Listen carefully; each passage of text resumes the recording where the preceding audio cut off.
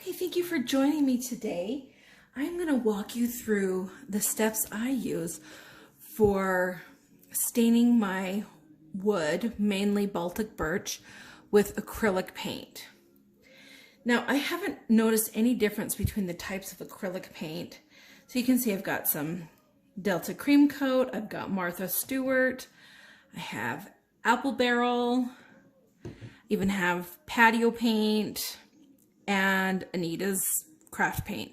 So really, whatever color I like, whatever I can get my hands on. Right now, it seems like the paint is very hard to come by. Some of my paint is super old. This paint belonged to my mom. 20 some odd years ago, we used to do a lot of toll painting. She's since passed away, so I inherited all of her crafting supplies, and so I make the most out of it.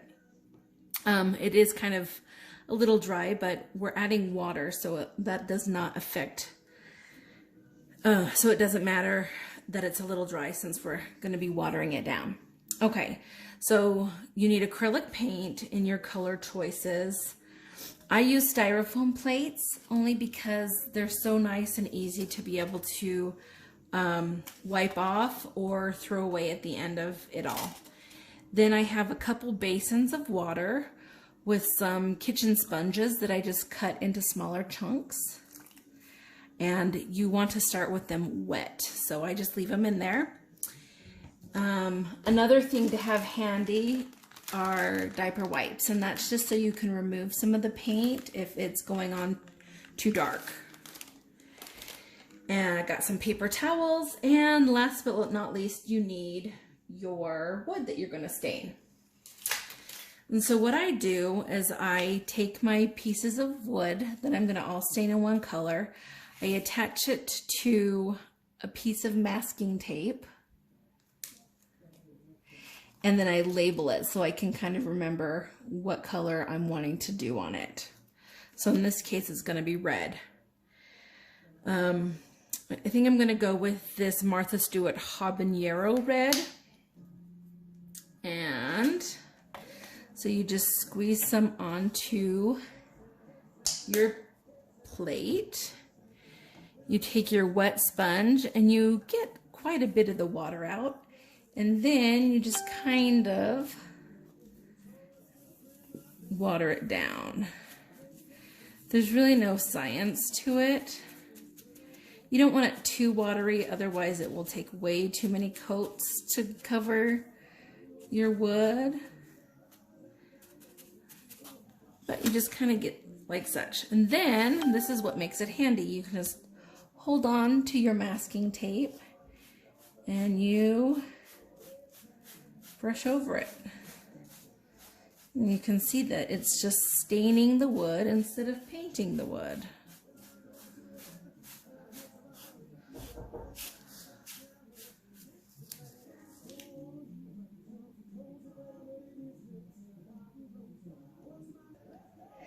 Okay, you can see this area got a little dark. A lot of that just has to do with the wood grain. Some of it's going to take in paint more than other parts.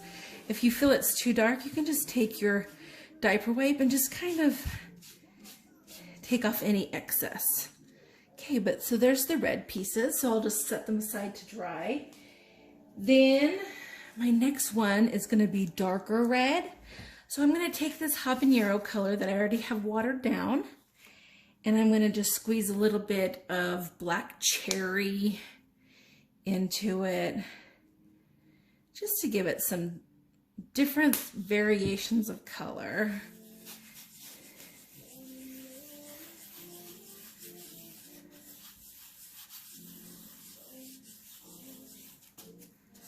A little bit more. I want it to be noticeably different than the previous red.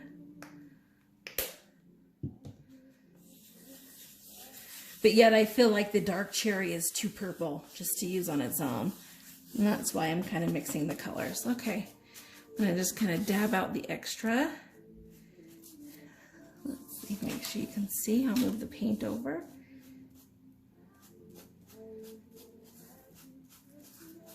You can see how fast this goes. and how clean your fingers stay when you have it taped to masking tape. Okay, you can see, but you can, let's see. You can see that the wood grain is still there. As it dries, it'll be more obvious. All right, let's see.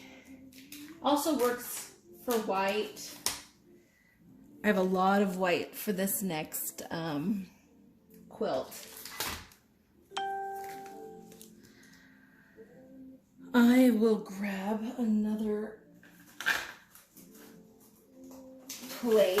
Typically I'd go and wash off the red since I'm done with the red colors, but I don't want to have you guys wait for me or have to worry about pausing it. It seems like whenever I pause, I accidentally turn it off. Sorry.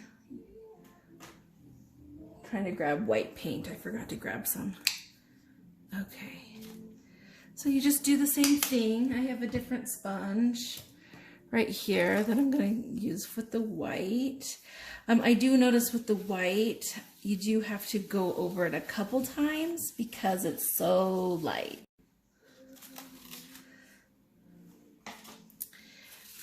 All right, so I'm just going to start on one end and just kind of brush over it. I'm doing this also, you can see that there's still a little bit of the char mark. I didn't take the time to sand my pieces. You certainly can. I do notice that when I'm white or staining it, the sponge kind of helps clean off some of it.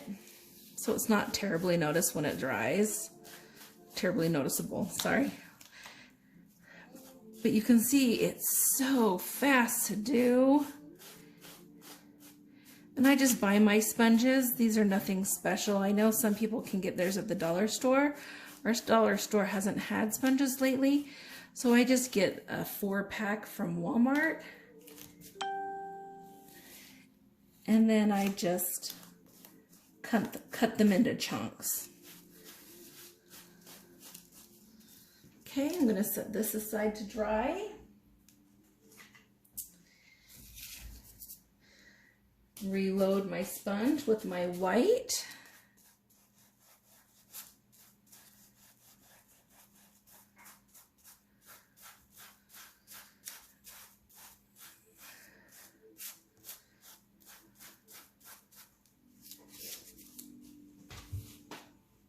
And I hope, if you haven't seen the video I posted yesterday, it was on gluing and using the outside pieces of your quilt block as a template to help keep the edges nice and aligned. These are my these are pieces for my second quilt block. This is going to be a Christmas tree one.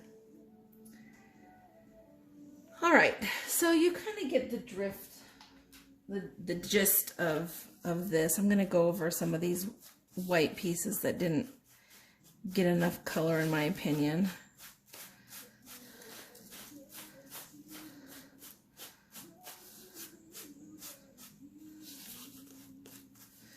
And it just gives it a nice whitewashed look. So it's white, but not necessarily bright in your face white. Now, I'm not necessarily taking the time to make sure the edges are cleaned, only because these are all going to be glued down together, so you won't even see the edges anyway. And around the entire quilt block, I'll be placing a frame with, I'm hoping, a new technique that I just saw. If I can get my hand on the tool, then I'll show you a really fun technique for finishing off some wood that somebody showed me. But anyway, to spare you, I know this isn't a very fun process, but it's a fast process. But to spare you a long, lengthy video, I just wanted to show you just a little sampling of how to do it. So I know some people use diaper wipes, but to me that might get pricey because you might need to go through quite a few of them. So I just like to use sponges that are already wet, acrylic paint, and masking tape, styrofoam plates, and then your wood. But anyway, if you have any questions, feel free to reach out and ask me. I hope this at least gave you the basis of how to stain using acrylic paint. With my shiplap